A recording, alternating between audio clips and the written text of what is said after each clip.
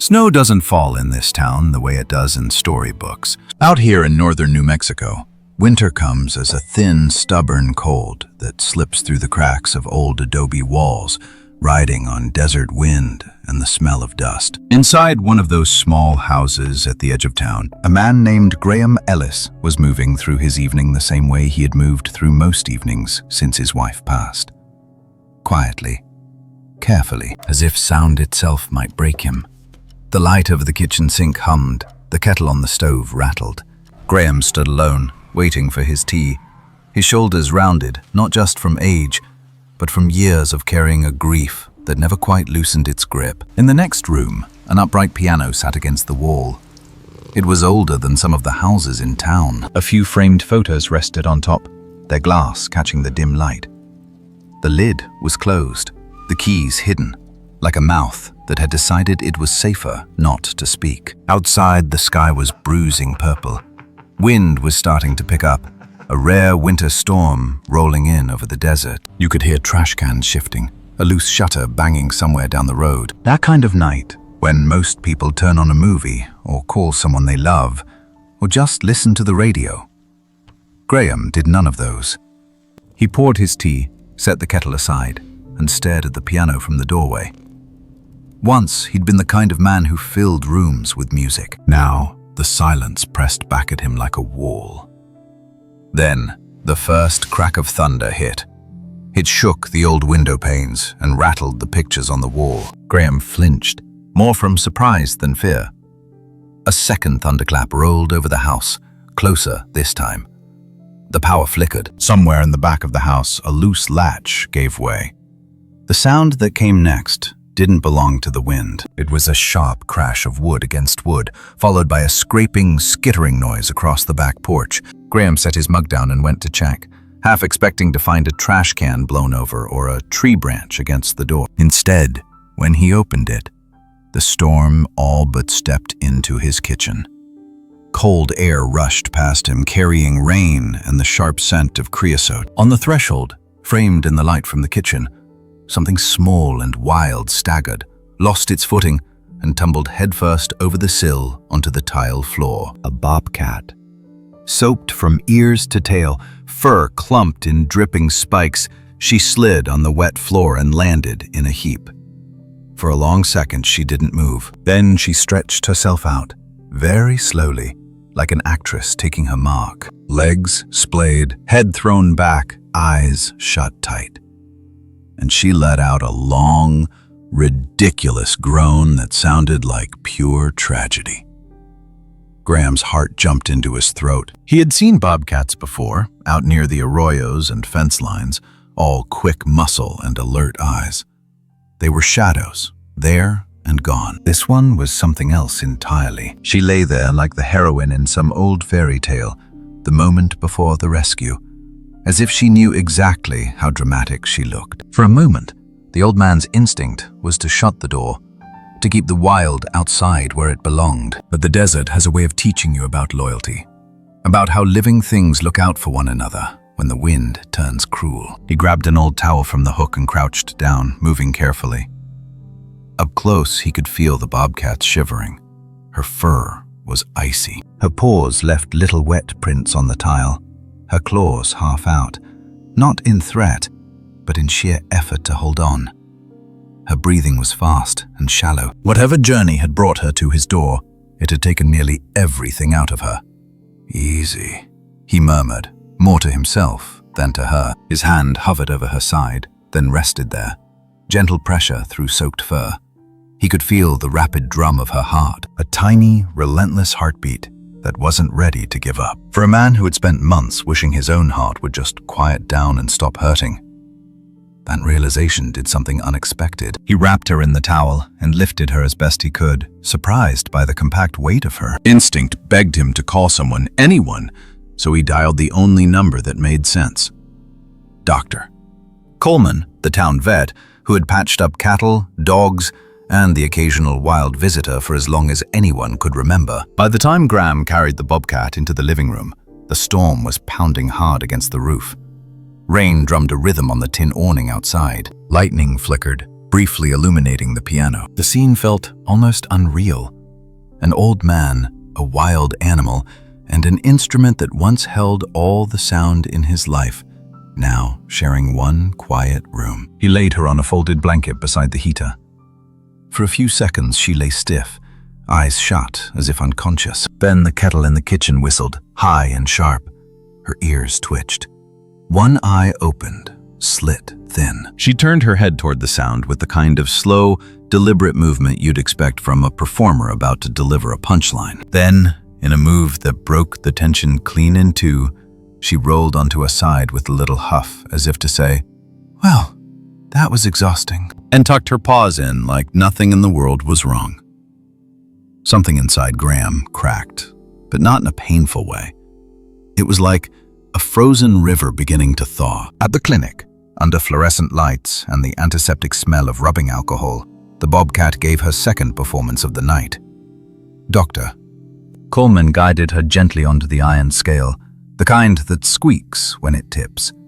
The second her paws touched the metal, she went rigid. Her body stiffened like carved wood, back arched, eyes huge. Then, with a graceless flop that would have made any theater director proud, she collapsed, flat on her side, tongue lolling, one paw draped over the edge of the scale in sweeping despair. Graham lurched forward, hand out. "Easy," Dr. Coleman called, startled.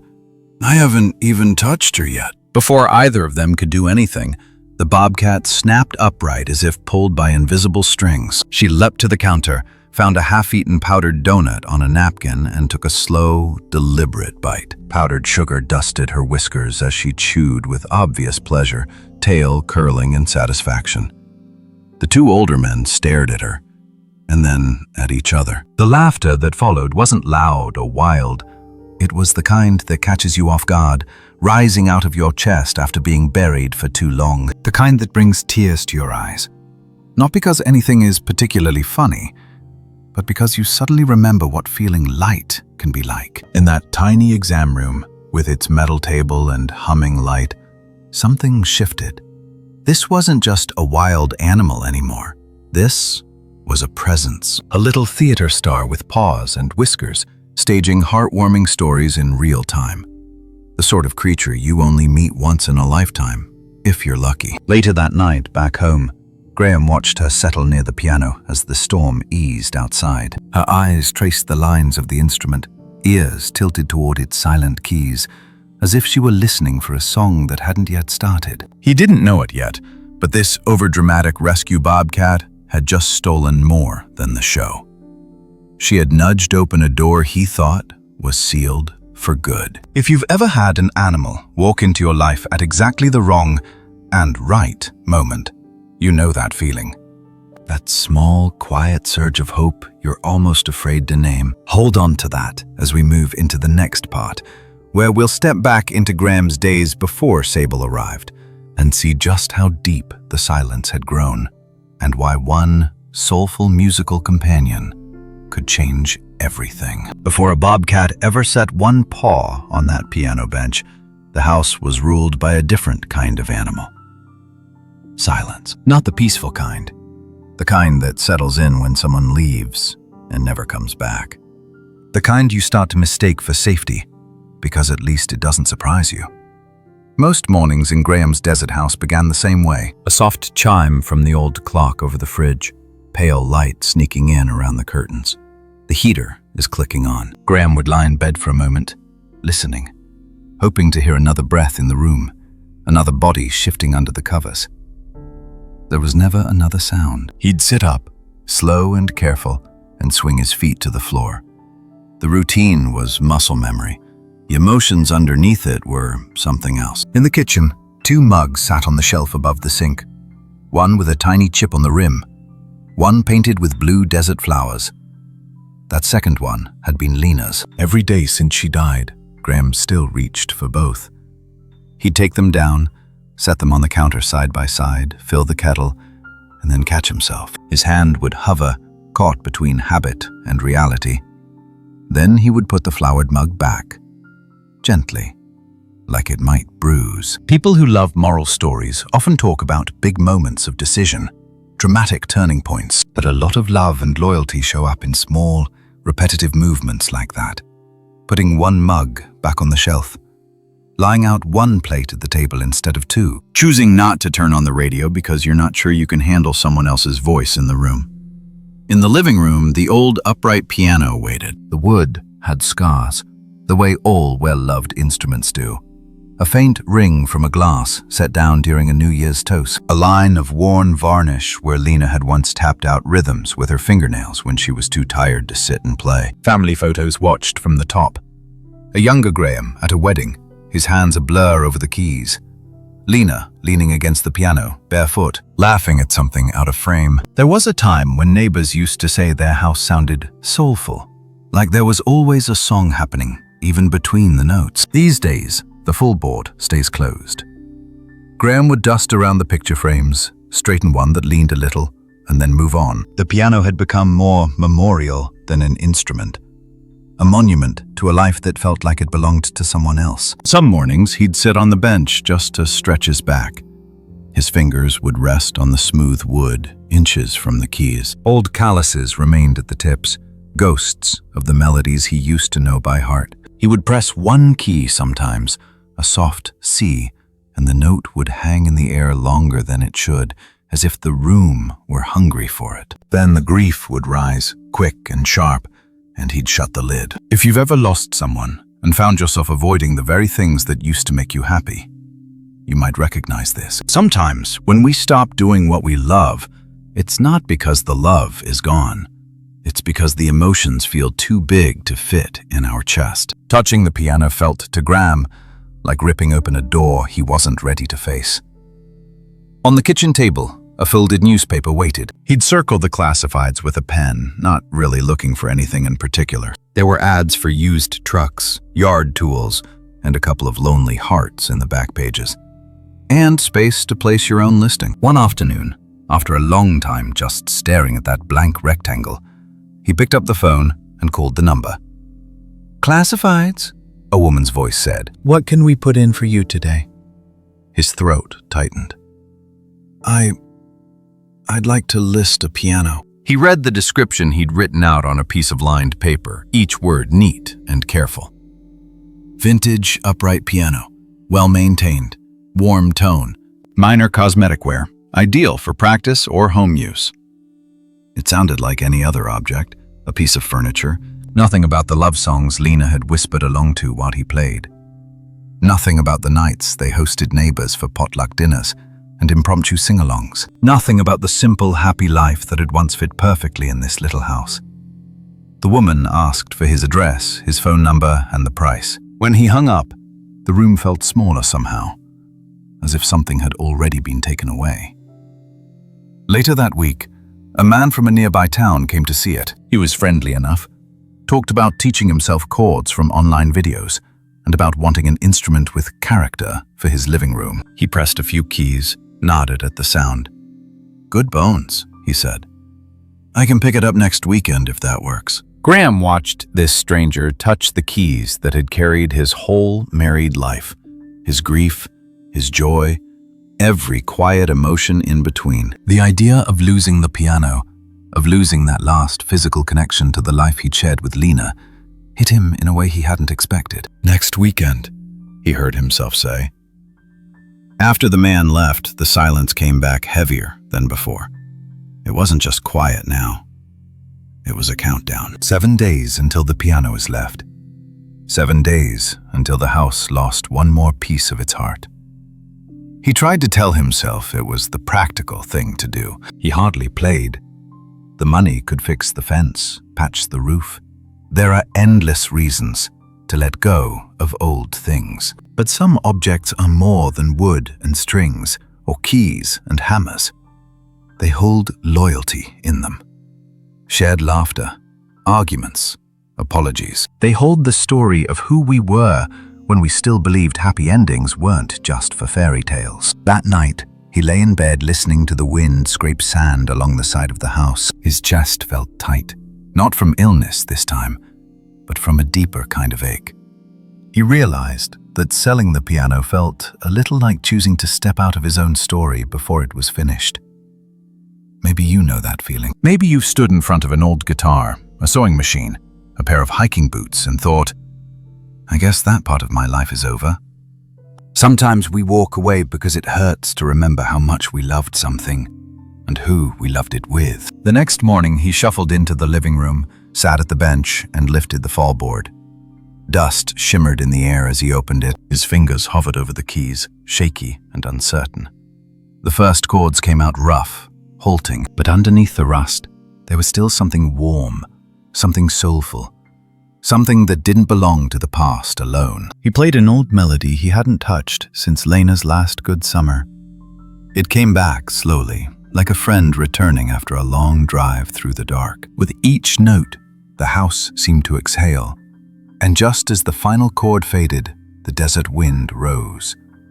A storm began to gather on the horizon, the same storm that would, by nightfall, blow open his back door and carry in a soaked, theatrical bobcat with a talent for timing and a taste for music. In a way, that simple act, an old man choosing to play again even when it hurt, was the quiet signal that he hadn't fully given up. That a part of him was still listening for something, even if he didn't know what. If a piece of you recognizes his struggle, if you've ever almost sowed the last reminder of who you used to be, stay with this story. In the next part, we'll watch how that overdramatic rescue bobcat turns this desert house into her stage, and how her dramatic musical moments begin to nudge Graham and everyone around her back toward small, unexpected pockets of joy.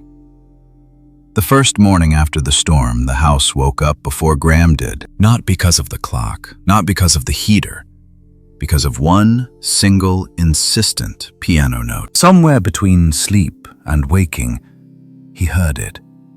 A low key pressed down and held, humming through the floorboards. At first, he thought he was dreaming. Then he heard it again. Same note, a little louder this time, a kind of stubborn sound, as if someone had decided the day was going to start whether he liked it or not. He pushed back the covers, shuffled down the hall, and stopped in the doorway. There, on the piano bench, sat Sable. Wrapped in morning light and half-dried fur, the rescue bobcat was perched right at middle C, one paw resting on a key, her weight carefully measured so the tone stayed steady. When she saw him in the doorway, she lifted her paw, cocked her head as if to say, "Finally," and then tapped the key twice. Short, sharp, perfectly timed. Graham stared at her for a second, and then he laughed. A quiet, surprised laugh that felt new in his chest. From that day on, the old desert house didn't just have a bobcat living in it. It had a one-animal theater company. Sable seemed to understand that the piano was the center of everything.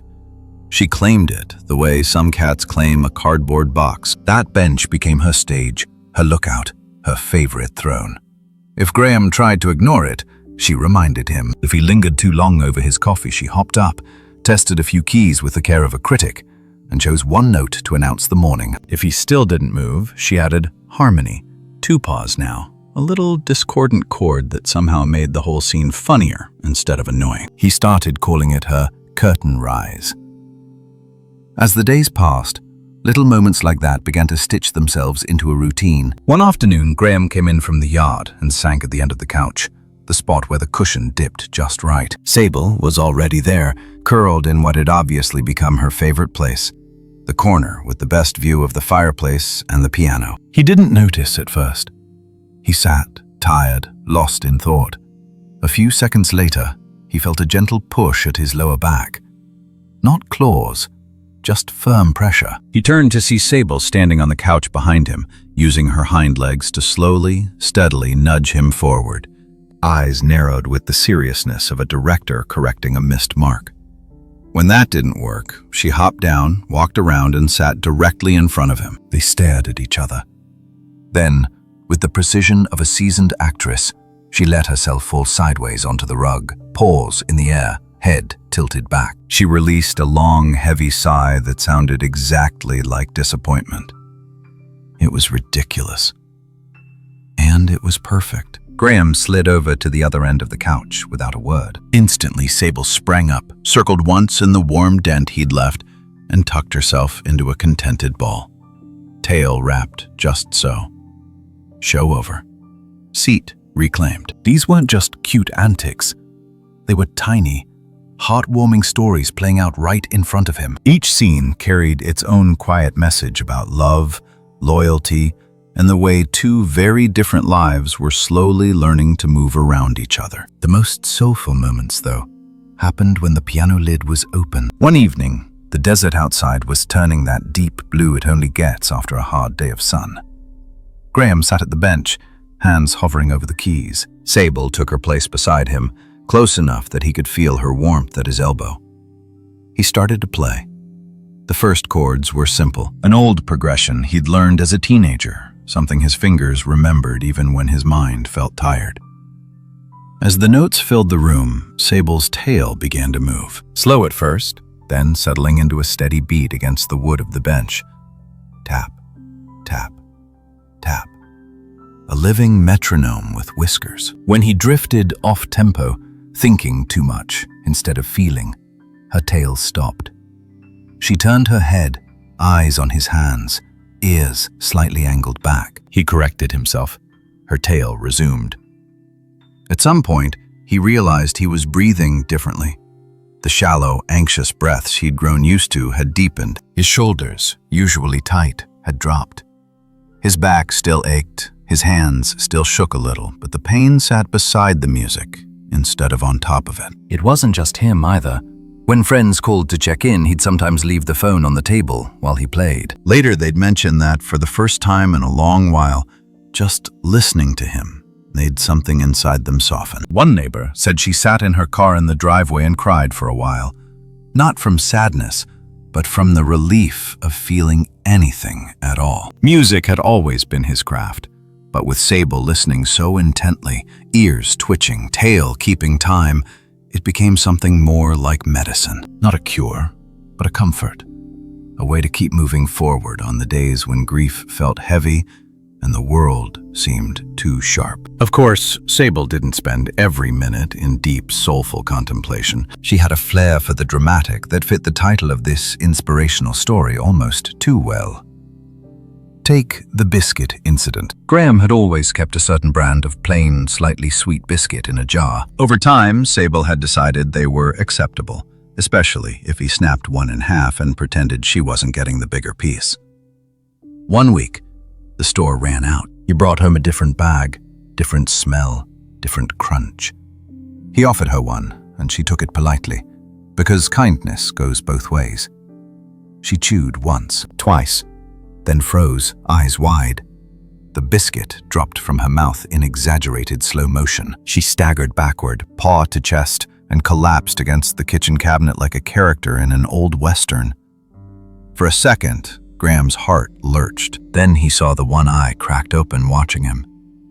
He cracked too. By the time he'd fished the old brand out of the pantry and shaken the bag, she was miraculously recovered, up on all fours, ears high, ready for the kind of biscuit she'd grown loyal to. In a world that sometimes felt dim and heavy, her fake faint over a snack was exactly the kind of happy nonsense he didn't know he needed. If you're someone who loves moral stories, it can be tempting to look for the big speech in all of this. But the truth is, what changed Graham's life wasn't one huge dramatic moment. It was a collection of small repeating scenes. A bobcat tapping a key at dawn, insisting the day begin. A tail quietly correcting his rhythm. A theatrical flop on the rug that made him slide over without argument. Little acts of love and emotion stacked on top of each other until the house didn't feel empty anymore. There were hints, even then, that Sable's connection to music went deeper than simple curiosity. Sometimes she would react strongly to certain melodies she'd never heard in that house before. Her body would shift, ears tilting, tail pattern changing, as if a buried memory had been nudged awake. Graham noticed. He found himself wondering between songs where she had been before that stormy night, and what kind of music had first wrapped itself around her wild little heart. Those questions would eventually pull him toward the mystery of her past, toward a faded collar, an old website, and another human life woven quietly into Sable's story. For now, though, It's enough to sit in that desert living room with them for a moment longer. To imagine the sound of the piano, the soft thud of a tail on wood, the gentle presence of a rescue bobcat who turned an old man's house into a small, unexpected theater of healing. If some part of you is already wondering where Sable learned to keep such perfect time, stay with us. In the next part, we'll follow Graham as he begins to uncover her history and discovers that this dramatic, music-loving bobcat has been keeping rhythm for human hearts far longer than he ever imagined. Some memories don't live in words. They live in the way a body flinches at a certain sound, or how a wild animal's eyes change at the touch of a familiar melody. The first clue to what Sable remembered came on an ordinary afternoon. The storm season had passed. The desert outside was dry again, the kind of dry that makes every footstep leave a clear mark in the dust. Graham was sitting in his worn chair by the window. Sable lay stretched at his feet, half asleep, the way only a bobcat who feels safe will ever dare to sleep in a human house. He reached down without thinking and ran his hand along her neck, fingers moving through the thick fur.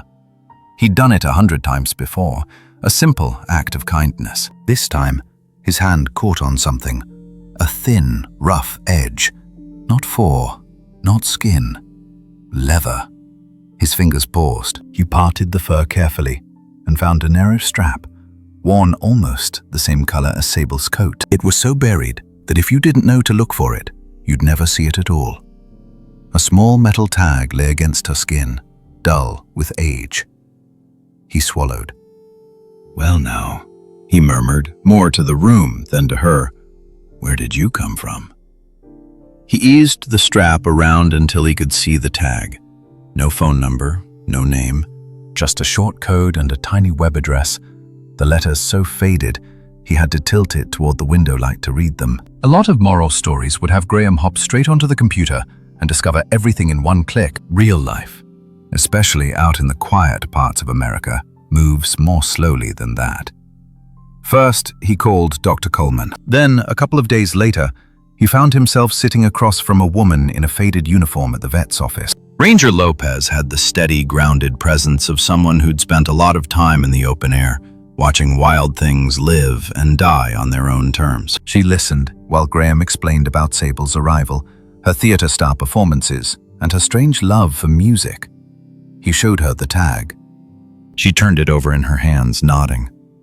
"This looks like one of the rehab center's tags," she said. "We try not to raise wild cats around people unless we have to, but sometimes, if they're hurt or orphaned, they end up with us for a while." There was a long pause. "So, what now?" Graham asked quietly. "She's been here. She seems to have chosen this place." Ranger Lopez didn't rush her answer. "First thing," she said gently, "is we make sure we're doing right by her and by your neighbors. Bobcats are wild, beautiful, soulful animals, but still wild. If she's what we call non-releasable, too used to humans, too dependent, then she might qualify as an education animal. That means some rules." She spoke calmly about sturdy doors, about building Sable an outdoor run where she could feel the sun and wind without wandering onto someone's porch, about not treating her like a house pet, no matter how dramatic and heartwarming her antics might be. "Kindness," she said, "isn't just love and cuddles. It's respecting who she is. It's giving her choices, safe spaces, and not forcing more than she offers." Graham nodded, a little ashamed at the times he'd almost reached for her like a regular cat, wanting comfort. He realized she'd always been the one deciding how close to get, how long to stay, and when to leave. Ranger Lopez wrote down the web address from the tag and slid the paper back to him. "Start here," she said. "This might tell you who walked with her before you." That night, after the sun slipped behind the low hills and the house settled into its usual quiet, Graham opened his old laptop at the kitchen table. Sable curled nearby, eyes half closed, as if she sensed something important was coming. The connection was slow. The page took its time, loading piece by piece. Finally, a simple sight appeared. A logo, a small line of text. A section labeled Sable Archive. He clicked. The first video was grainy, the audio thin, but the scene was clear enough. A small rehab room, an electronic keyboard on a metal cart, wires taped to the floor. On the bed sat a thin teenager in a hospital bracelet, shoulders curled forward, hair pulled back in a messy knot. One hand was wrapped in a pale brace, the other floated awkwardly over the keys. At the foot of the bed, younger, smaller, brighter, was Sable. She wasn't much more than a lanky kitten in that footage. Her paws were too big for the rest of her, but her attention, that was already full grown. She sat absolutely still, tail tip tapping against the bed frame in perfect time as the girl played a shaky, emotional tune. The girl laughed mid-phrase when she missed a note, then glanced down. "You keep a better rhythm than I do," she said, voice soft and a little hoarse. "You're my little metronome, okay?" Graham watched, hardly breathing. The sound wasn't impressive in any technical way, but there was love in it. Real, unguarded love. The kind that sinks into an animal's bones without either of you ever knowing quite how deep it's gone. Another video showed Sable perched on the windowsill of the same room, looking out at a parking lot slick with rain. Somewhere down the hall, someone was playing a familiar progression, close to the one that always made Sable's ears tilt at dusk in Graham's house. When that chord rang out on the old laptop speakers, Sable's eyes flicked toward the screen. Her tail gave one soft, automatic tap. She remembered. Not in a human way, not in words, but in her body, in the way certain notes settled her breathing or made her stand in pace, or pull back as if the emotions were too much. As the videos went on, the scenes changed. We saw Sable in a larger enclosure at a rehab facility, pressed against the mesh during a summer storm. Ears pointed toward the sound of a church choir drifting across the fields. We saw her ignore other bobcats, uninterested in their rough play, turning instead toward any scrap of melody carried by the wind. We saw her pacing on concrete floors marked with old scratches, circling and circling when the rain came. One report, posted beneath a clip, simply said, "Reluctant to hunt, overly focused on human activity, vocal in storms." Words on a screen, trying to describe something that lived in the space between species, between memory and feeling. Then, finally, a note about an escape. A gap in the fencing after a bad windstorm. A missing bobcat, presumed returned to the wild or deceased. Watching it all, Graham began to picture the journey those official words could never fully hold. A small body slipping through wire in the dark, pads hitting wet ground, unused to rocks and cactus spines, nights lit by distant gas station signs and porch lights, sounds of trucks on the highway, dogs barking behind chain-link fences, Sable moving through it all, not at random but following something only she could hear. A chord here, an off-key hymn there, bits of piano from an open window. None of it is quite right. None of it was the sound she was searching for. If you've ever held on to a certain song because it reminded you of a person, you already understand. This little bobcat, somewhere in that mix of instinct and experience, had connected music with safety, with loyalty, with love. And when those things were taken from her, she went looking, across miles of desert and patches of scrub that most people never even think about when they drive past. All right at his kitchen table, Graham felt a strange blend of sorrow and gratitude. Sorrow for the winding, lonely path that had brought her here. Gratitude that, out of all the houses, in all that emptiness, she had collapsed at his door. He closed the laptop gently and looked over at her. She was watching him, not in a mystical way, just present. A living creature sharing the room with him, caught up in the same web of chance and choice and quiet miracles that holds all of us. In that moment, their story shifted.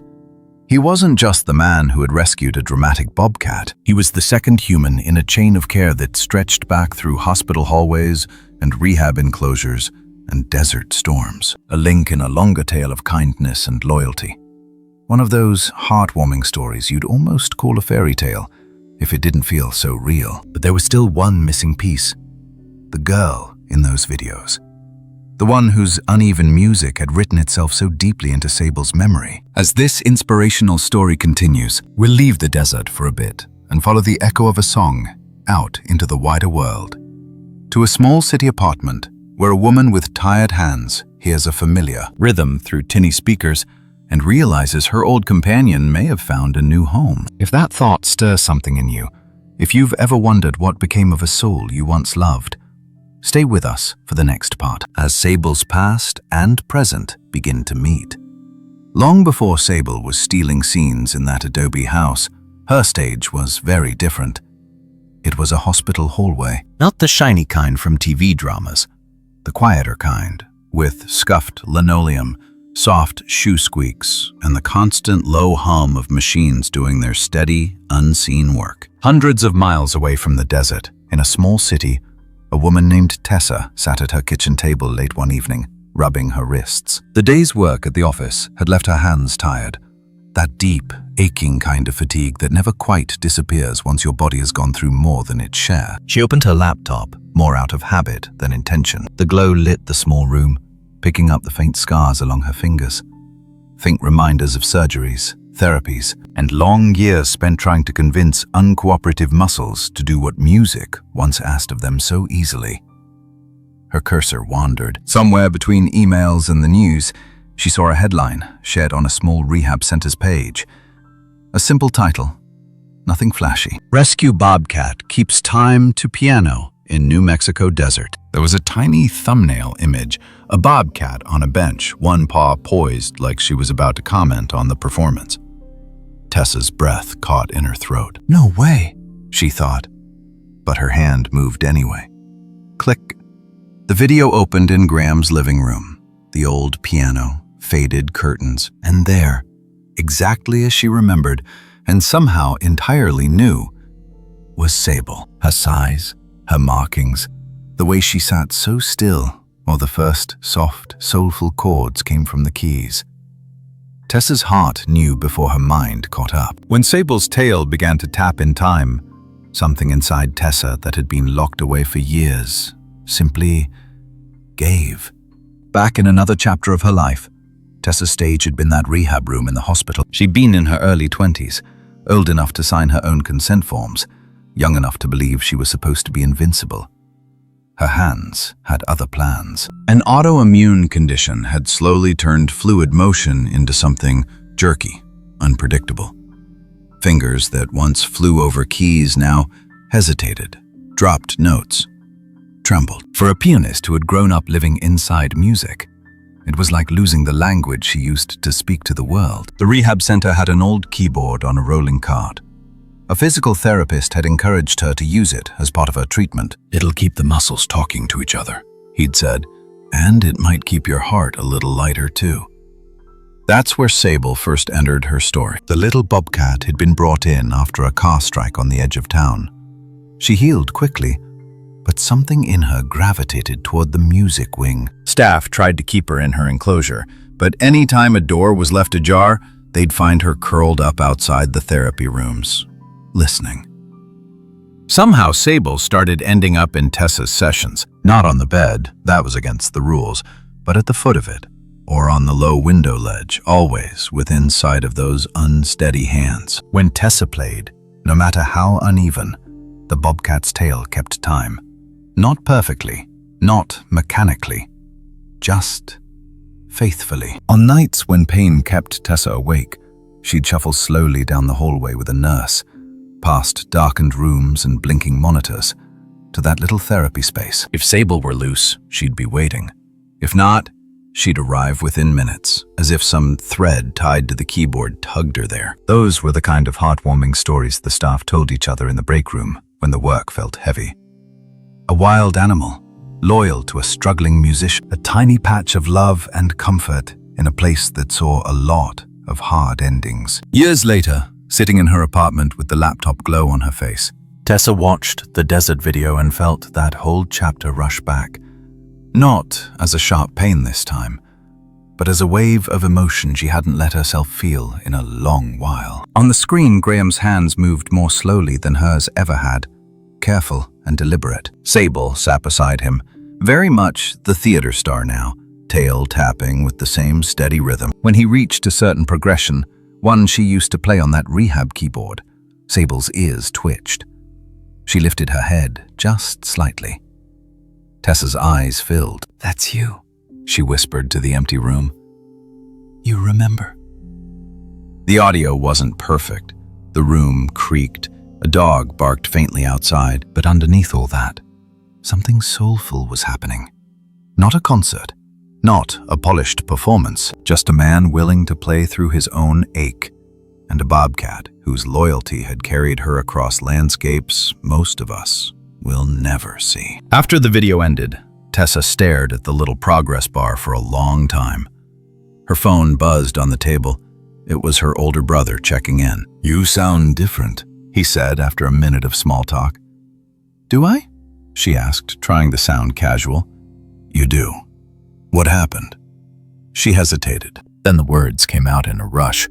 The bobcat, the desert, the piano, the tail tapping.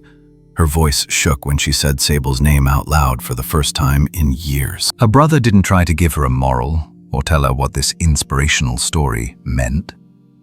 He just listened. Then quietly he asked, "If there's even a small chance it's really her, what would you regret more? Going and finding out you were wrong, or never going and always wondering?" It wasn't an easy question.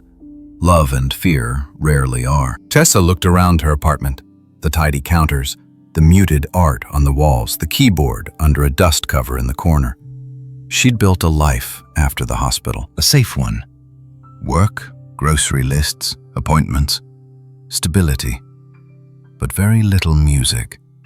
At least, not the kind that came from her own hands. Seeing Sable again had pulled at something deeper, a thread that connected her not just to the bobcat, but to the younger self who had kept playing even when her fingers shook, simply because she didn't know how not to. There's a certain age where we start thinking less about success and more about what feels true. For many in your generation, it's around the time when the body offers daily reminders that life is finite. For Tessa, that reminder had come early. It had taken her a long time to realize that having a changed body didn't mean she had nothing left to give. She opened a map on her laptop, found the little New Mexico town mentioned on the site, traced with her fingertip a line from her city to that desert like she was drawing her own quiet fairy tale. Not a princess is going to reclaim a kingdom, just a woman going to see if a small, loyal heartbeat in another state still remembered the music they once shared in hospital hallways. She booked a bus ticket before she had time to talk herself out of it. Out in New Mexico that same week, Graham was making his own small step into a different kind of stage. The local community radio station had a weekly slot for homegrown sound, folks who wanted to share songs, poems, stories. He recorded one of his sessions with Sable, just on an old handheld device, nothing fancy. When he played it back, you could hear everything. His careful chords, the faint tap of Sable's tail, the soft chuff from her when he hit a passage that seemed to please her. On a folded piece of paper, he wrote a few lines to go with it. No names, no personal history, just a short note. For the one who once taught this bobcat to listen. He mailed it in, more on a feeling than a plan. What neither he nor Tessa knew yet was that this simple act, an old man sharing a fragment of his new life, and a woman choosing to answer the echo of her old one, was about to pull their stories onto the same stage. Not the polished, spotlit kind of stage, a different kind. One made of folding chairs in a community room, desert wind through cracked windows, and a bobcat who insisted everyone keep better time with their own hearts. If any part of this touches something tender in you, if you've ever wondered about reconnecting with a part of your past you thought was lost, stay close. In the next part, we'll follow Tessa's journey to the desert and watch how a small town, a weary musician, and one dramatic bobcat begin to build a new, shared life from all these converging footprints. The town's first glimpse of Sable, as more than a rumor, came on a Thursday evening just before sunset. The main street was doing what small town streets do at that hour. The diner sign buzzed to life. Someone swept dust off a storefront step. A couple of trucks rolled slowly past, windows down, radio murmuring an old country song. Then people started looking up. Down the sidewalk came an older man, walking with careful steadiness, a woman beside him with a soft brace on one wrist. And between them, padding with the calm confidence of a theater star entering from stage right, walked a bobcat on a harness. Sable's coat caught the low light, each step unhurried, tail tipped just slightly upward. She wasn't tame exactly. It was more like she had agreed to join them, on her terms, for this particular scene. Conversations stopped. Coffee cups paused halfway to mouths. No one in that town would have blinked at a stray dog. But a bobcat, moving through the golden hour with all the poise of a seasoned performer? That was new. You could feel two kinds of emotions hanging in the air at once: curiosity and worry. People who love heartwarming stories also dare to be practical. They know wild animals aren't fairy tales. They have teeth. They have instincts. They deserve respect. That's why Ranger Lopez was there too, matching their pace. She'd helped Graham and Tessa work through the rules. Strong doors at home, a solid harness, an escape route for Sable in any public space. Clear boundaries about who could approach and when. Now she walked a little ahead, nodding to the faces she recognized. Her presence saying, "We're not pretending this is normal. We're doing this carefully." Their destination was the community center at the edge of town. It wasn't fancy. Just a low stucco building with a faded mural on one wall, a gravel lot out front, and a bulletin board cluttered with flyers for yard sales, church suppers, AA meetings, and line dancing nights. Tessa had reserved the back room. She'd written the sign herself and taped it to the door. Open music evening for tired hands, tired hearts, and anyone who wants to listen. No age limit, no auditions. Just a place for adults who carry more pain and memory than most to sit with some gentle notes for an hour. Inside, the room smelled of coffee and floor cleaner. Folding chairs lined the walls. The old upright, the center kept for holiday sing-alongs, sat in the corner, a little out of tune, but willing. Sable walked in first, letting the smells and sounds settle around her. She sniffed the air, circled once, then chose a spot just to the side of the piano, close enough to hear every vibration, far enough to retreat if it got too loud. One by one, people came. A woman with a limp and a cane, a man whose back surgery had left him stiff and careful, another who'd lost his wife the year before and hadn't set foot in a social event since. They came with stories they didn't plan to tell out loud, and sat down with the cautiousness of folks who aren't sure yet if they'll stay. When Sable saw each new person enter, she didn't run to greet them the way a dog might. She watched, listened, measured. If someone came in noisy and scattered, she kept her distance. If someone slipped in quietly, carrying grief like a heavy bag, she'd angle an ear toward them, as if acknowledging that weight. Graham started the evening with something simple. He sat at the piano, feet planted, hands hovering just above the keys. Sable took her place beside him, tail draped but alert. The first notes were unsteady. Then they found their line. The chords weren't complicated, but they were heartfelt, shaped by years of love, loss, and all the quiet in between. The room began to change. You could see shoulders loosen. Breathe deeply. That subtle shift when people move from bracing themselves against the day to letting themselves feel it. Music does that, especially when it's not being used to impress anyone. When it's just offered like a bowl of warm soup on a cold night. Sable's tail started to tap, a slow, steady beat on the scuffed wood floor. Not perfectly in time, but close enough that everyone noticed. More than one person caught themselves smiling at that tiny drummer, this wild creature keeping the room together like a furry metronome. After a while, Tessa stood. Her own hands didn't glide over keys the way they used to. The fingers on her right hand curled a little. The left needed to pause between movements. She acknowledged it openly. "My hands have their own opinions these days," she said, and the few people chuckled in recognition. "But they still remember some things." She sat beside Graham on the bench.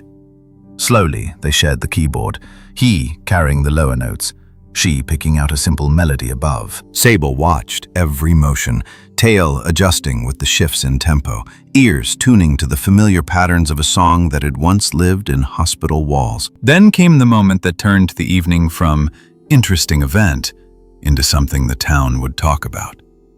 A man named Jim stood up. He'd been a mechanic most of his life. Now his spine held metal rods, and some mornings it felt like it took all his courage just to tie his shoes. "I haven't played since high school," he said, "but my mom always loved this hymn." His voice shook a little. He sat down, letting his fingers settle on the keys like they weren't quite sure they belonged there. The first attempts were clumsy. Wrong notes, missed timing. He stopped, cheeks flushing. Sable got up. She walked across the room with that deliberate theatrical gait, claws soft against the linoleum.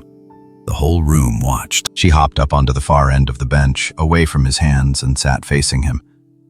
Jim laughed nervously. "No pressure, huh?" he murmured. He tried again. The second time through, he accepted the mistakes, played with more heart than precision. The melody wasn't smooth, but it was honest. About halfway in, Sable's tail began to move. Small taps, aligning with the rhythm he was reaching for. At the final chord, she let out a low, almost musical sound, somewhere between a purr and a chuff.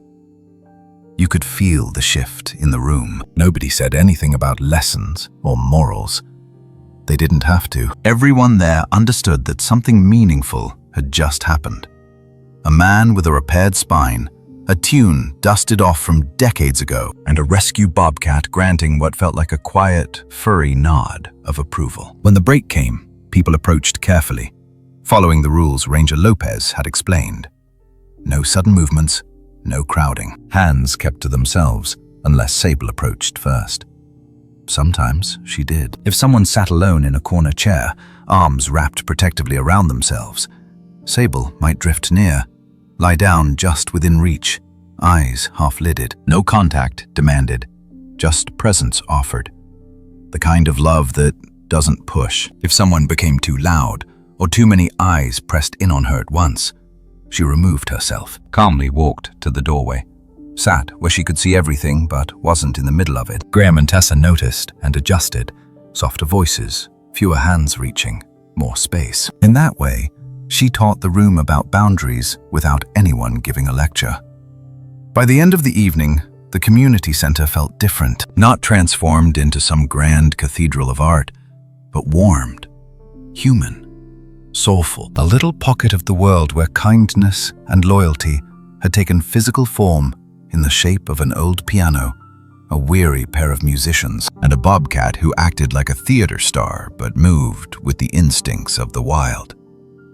Word spread quickly after that. The diner server told the breakfast crowd about the musical bobcat. The pastor, cautious at first, came to see for himself and left with damp eyes, quietly agreeing to host a benefit concert in the old church. The hardware store owner offered to build a sturdier ramp and handrail at the center so everyone, no matter how stiff or unsteady, could attend. The whole town, in small ways, became Sable's audience, not just watching her performances, but taking part in this slow, inspirational story of people and animals learning to listen to each other. If you've ever longed for a community where your tiredness and your talent could sit side by side without apology, this is the shape it can take. Not perfect, not polished, just real. Of course, no story that reaches this much of a town's heart stays smooth forever. In the next part, we'll walk into the moment when the music faltered, when Graham's body reminded him of its limits, and see how Sable, Tessa, and this little community chose to respond when fear tried to step back into the spotlight. If you've ever wondered what happens when the show can't go on exactly as planned, stay with us. The way they pick up the notes again might offer a quiet kind of hope for your own life too. Some turning points don't arrive with fanfare. They come in on an ordinary Tuesday, in the middle of a song you've played 100 times before. It happened during one of those open music evenings at the community center. The folding chairs were half full. The coffee urn hissed quietly at the back. Outside, the desert sky was sliding into indigo. Inside, Graham sat at the piano, Sable in her usual place on the floor beside the bench, tail resting but alert. They were halfway through a piece he and Tessa had come to love, a slow, gentle tune that gave everyone room to breathe. His left hand held a simple pattern down low. His right carried a melody that rose and fell like a soft conversation. Then the note just wasn't there. His fingers missed their place. Not by much, but enough. He tried to find it again, and, in the effort, something inside his chest squeezed tight. Not the flutter of nerves, a deeper clench, a warning. You finished the phrase out of habit. Years of playing in front of people had trained him to keep going, but the room had changed. Sable's tail had gone still. Tessa's eyes had shifted, attention moving from the keys to his face. By the end of the line, his right hand slid off the keys entirely. He pressed that hand against his chest and let his left find a simple, repeating chord that didn't ask much of him. The last note lingered longer than it should have. "I think," he said, trying to keep his voice light, "I might be done for tonight." No one in that room needed an explanation. Most of them knew what it was like when a body suddenly reminded you that time is not a theory. Knees that used to climb mountains now ache after a walk to the mailbox. Hands that once worked overtime now plead for rest halfway through the day. Tessa reached for him. Sable stepped closer but didn't crowd. Her ears flattened just a hair, sensitive to the shift in his breathing. Ranger Lopez, sitting near the back, was already on her feet. The ride to the small clinic felt longer than it was. The wail of the siren never came. This wasn't a crash or a collapse. It was that quieter kind of emergency. The sort where everyone moves a little faster, speaks a little softer, and silently prays the story is not about to turn into one of those moral stories where regret arrives too late. Graham lay on the narrow bed, wires on his chest, a blood pressure cuff squeezing his arm. In a hallway, Tessa sat with her hands clasped so tightly in her lap that the scars on her fingers stood out white. Megan had driven in from Phoenix when she got the call. She stood by the window, staring out at the parking lot lights like they held answers. Back at the house, Sable paced. Ranger Lopez had brought her home after the clinic staff asked that she not stay inside. She was safe, physically, but anyone who has lived with an animal knows. Safety and peace aren't always the same thing. She moved from room to room, ears picking up every sound. The heater is clicking on. A truck on the distant road. The small, aching silence where the piano usually spoke. She sat by the front door for a long time, tail wrapped tight. When the wind rattled the porch, her muscles tensed, as if she might bolt out into the night again, following the thread of loyal love that had once carried her across miles of unknown land. But this time, she stayed. That, too, is a kind of courage. At the clinic, the news was mixed. Not as bad as it could have been. Not something to ignore. A small episode. A reminder that 72-year-old hearts, no matter how strong their beat of loyalty, cannot be asked to carry everything without rest. Medication, follow-up appointments. Take it easier for a while.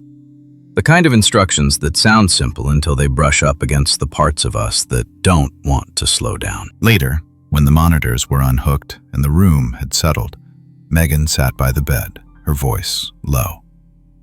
"You scared me," she said. "I scared me too," he admitted with a faint smile. They didn't wrap it in big speeches. They talked about little things at first. Her boys, the state of the fence, whether the heater in the house was working properly. But underneath it all, a different conversation was taking shape. "What happens to all this?" she asked eventually. "If you can't keep doing it? The evenings, the music, Sable?" Graham looked at his hands. The veins, the tremor had become familiar. He'd been thinking the same thing. When we get to a certain point in life, questions about legacy stop being abstract. They show up in the form of notebooks, old photos, and small projects left unfinished in the garage. For him, they showed up as sheet music, stories, and a bobcat who had quietly become the heartbeat of his days. Back home, after the first night back from the clinic, the house felt different. Not worse, just more fragile. Sable greeted him at the door, but not with her usual theatrical flourish. No dramatic flops or exaggerated sighs. She approached slowly, stopped just out of reach, and watched his posture, his pace, his eyes. When he sat in his chair, she came closer, carefully lifted her front paws onto his knee, light as breath, and rested her head there. No claws, no demands. Just a warm weight and a steady presence. It was her way of saying, "I'm here. I'm watching. I'm not going to let you do this alone." Over the next few weeks, the music in the house changed. Shorter sessions, more breaks. Some days, no piano at all. On those evenings, Sable often slipped outside to the enclosed run they'd built for her. She'd sit at the edge, nose lifted, listening to the wind. When she came back in, she didn't push him toward the bench. She just settled somewhere nearby, close enough that he could hear her breathing if he chose to sit in silence. Her boundaries shifted with his needs. When visitors came and tried to turn every moment into a performance, "Show us how she keeps time," Sable would leave the room. It was as if she refused to let this become a circus act, when the man who loved her needed rest, not pressure. And because she stepped back, so did everyone else. That's one of the quiet gifts animals give us. They can model the kind of loyal presence that knows when to act, when to retreat, when just to lie down nearby and let someone feel less alone. One evening, when his strength had started to return, Graham took out his leather notebook. He'd been jotting things in it for months, little observations about Sable's musical moods, favorite progressions, names of the people who came regularly to the community sessions. This time he wrote with more intention. He wrote down the story of the stormy night. The first morning note she played. The way Tessa's hands had found their way back to the keys. The mechanic with the hymn. The way the whole town had become her audience in acts of small kindness. Ramps built, rides offered, casseroles left on the porch. He wasn't writing for the internet or for a publisher. He was writing for whoever came next. For Megan's boys. For Tessa. For anyone who might someday wonder how one dramatic bobcat, one old piano, and a handful of people could weave such a soulful, happy little pocket of meaning in a world that can feel so sharp. Tessa noticed the changes in him too. She saw the way his hand shook after long pieces, the way he rubbed his chest when he thought no one was looking. Instead of pretending not to see it, she quietly started learning more of his parts, taking on more of the melodies, letting him handle fewer of the heavy chords. At one point, she smiled and said, "You've spent your whole life being the one people listen to. Maybe it's okay to let other voices carry some of the weight now." That's a fresh kind of love, not just admiration for someone's strength, but a willingness to honor their limits. Together, they decided the music would go on, but differently. More shared songs, more teaching, less pushing. The community gatherings continued, but with pauses built in. Moments where the piano lid came down and people simply talked, or sat in silence, or listened to the wind and Sable's faint, steady movements around the room. The heart of the inspirational story didn't dim. If anything, it deepened, because now, the joy wasn't about pretending everything was fine. It was about choosing, again and again, to keep showing up, with tired hands, flawed bodies, unfinished grief, and letting music and loyalty and these small acts of kindness hold everyone together a little longer. If you've ever faced a moment when something you love doing starts to feel uncertain, you might recognize the relief in this. Realizing that stepping back a bit doesn't erase your song. It just invites others into it. In the final part of this story, we'll sit with them in a quieter season. A morning where nothing big happens, yet everything that matters is present. We'll see how all these threads of love, loyalty, and bobcat theatrics come together in a kind of gentle curtain call. If your heart is still walking beside them, come along for that last peaceful chapter. Sometimes the softest endings are the ones that stay with us the longest. Mornings in the little desert house don't arrive with trumpets. They slip in quietly, on the soft scrape of light across the floor and the faint rattle of wind at the windows. This morning, the air is cool, washed clean by a night breeze. The sky is just beginning to glow, pale gold bleeding into blue over the low New Mexico hills. Inside, the house is already awake in its own gentle way. The old kettle on the stove sighs. A spoon plinks against a mug. Somewhere in the next room, a piano string hums a single low note, then settles. On the rug near the open doorway, Sable stretches in a beam of sunlight, claws flexing once before she relaxes again. She's older now. There's a little more stillness in her bones, a little more weight in the way she lowers herself to the floor. But that theater star presence hasn't gone anywhere. Her ears still catch every sound. Her tail still has opinions about rhythm. Near the back door, the younger bobcat, Harbor, is stalking a dust mote as if it were serious prey. His movements are all raw edges and curiosity, all the wildness Sable never quite lost and never entirely reclaimed. He darts forward, then stops when the piano speaks again. Just a few testing notes, soft and exploratory. He looks back over his shoulder, as if checking whether the older cat approves of this strange human music filling their morning. At the piano, Graham sits with his back straight, his breathing easy. The scare at the clinic is behind him, but it left its mark in the way he paces himself. He doesn't race the keys anymore.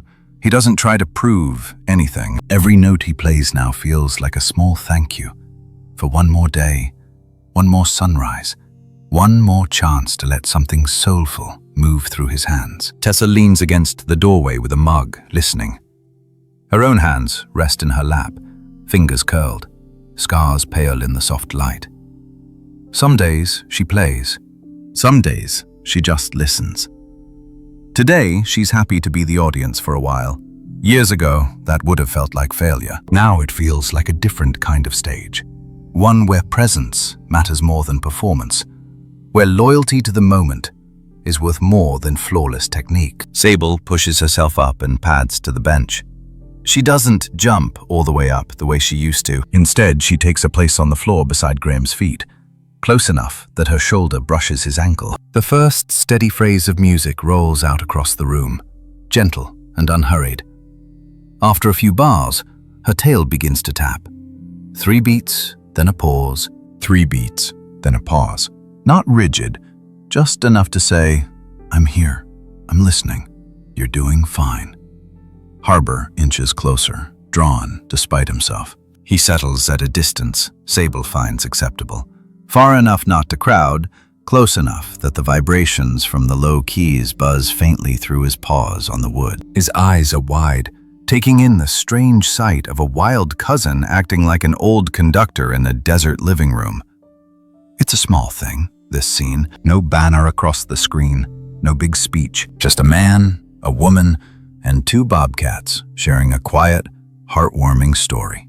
In the language of sound and breathing and small, consistent acts of kindness. On a shelf nearby, 2 worn notebooks sit side by side. Pages filled with Graham's looping handwriting, Tessa's narrower script tucked between the lines, and printouts of messages from people they've never met. A grandmother in Ohio wrote that hearing Sable's tail tapping in one of their videos made her pull her own piano out of storage. A former nurse in Florida said the sight of a rescue bobcat asleep by the keys helped her feel a little less alone after a long, hard year. A retired firefighter who admitted he cried, not from sadness, but from the simple relief of seeing love and loyalty still alive somewhere in the world. They never expected their quiet life to ripple out like that. Sharing clips online started as a way to archive memories.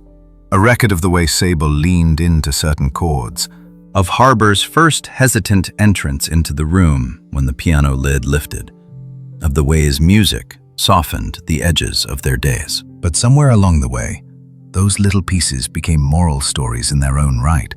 Not the heavy-handed kind, just short, inspirational story fragments that reminded people that healing can look like a cat's slow blink, an old man's careful smile, a piece of music played with more feeling than polish. Outside, the town keeps moving. The diner opens, trucks pass by. Somewhere down the road, a church bell rings once, then twice. Bills are waiting on the table, appointments on the calendar, aches in bodies that still wake up stiff most mornings. This isn't a fairy tale. that erased all the hard parts. It's more like a long, patient song that has learned to hold them. Graham finishes the piece with a low, lingering chord. The last note vibrates in the air, then fades into the hush. Sable's tail delivers one last 3-beat tap against the floor, as if closing a curtain. Tessa walks over, sets a mug on top of the piano, and rests her hand lightly on the wood. "I like that one," she says. "It's happy, but it doesn't pretend everything's easy." He nods. "Feels honest," he replies. In the doorway, Harbor yawns hugely, then bounds out toward the enclosed yard, chasing a desert breeze. Sable takes her time standing up. She circles once, then hops onto the bench, with the careful dignity of someone who has earned every year she carries. She presses one key with her paw, just one, letting a single clear tone ring out over the morning. Graham laughs softly. "All right," he says. "Encore later." It's tempting, watching them, to think of this as the ending. Curtain call, everyone in their place. But if this story has whispered anything all along, it's that endings and beginnings often share the same doorway. An old piano in a small house, a rescue bobcat who arrived like a storm and stayed like a blessing. A younger cat learning what safety feels like. A woman who traded the dream of fame for the reality of being a bridge. A man who discovered that his worth didn't end when his hands slowed down. Lines of love, kindness, and quiet courage crossing and recrossing this little patch of desert until the ground itself seems to hum with them. Now I'd like to gently turn the light toward you for a moment. As you listen to this, maybe there's a piano in your own life. Some part of you that used to sing or paint or build or tend a garden that you've quietly closed the lid on. Maybe there's a sable, a pet, a person, a wild memory that once kept time for your heart and still lives somewhere inside your emotions, waiting for you to tap the keys again. Take a breath and notice what this story stirred in you. Not what you think you're supposed to feel, just what's honestly there. If spending this time with Graham, Tessa, Sable, and Harbor made you feel a little more connected to nature, to animals, to your own hopeful, soulful part that still believes in happy moments, then you're already part of this little audience in the desert. If you'd like to keep walking with us through more heartwarming stories like this, where bobcats act like theater stars and ordinary lives turn quietly beautiful, and if you feel called to go one step further, your super thanks or any small donation helps more than you know. It supports real rescue and rehab work for wild animals like bobcats, creatures who deserve second chances, safe places, and your list.